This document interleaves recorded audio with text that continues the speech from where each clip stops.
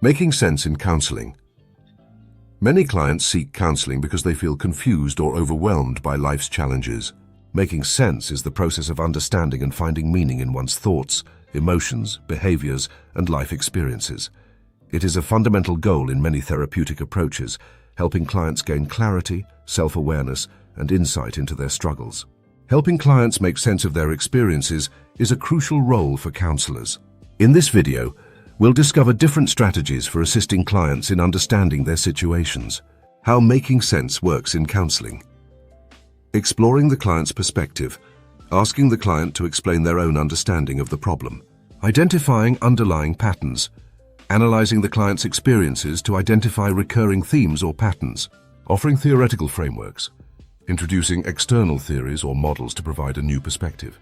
Tips for effective sense-making.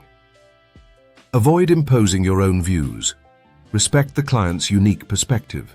Use open-ended questions. Encourage the client to explore their thoughts and feelings. Be patient.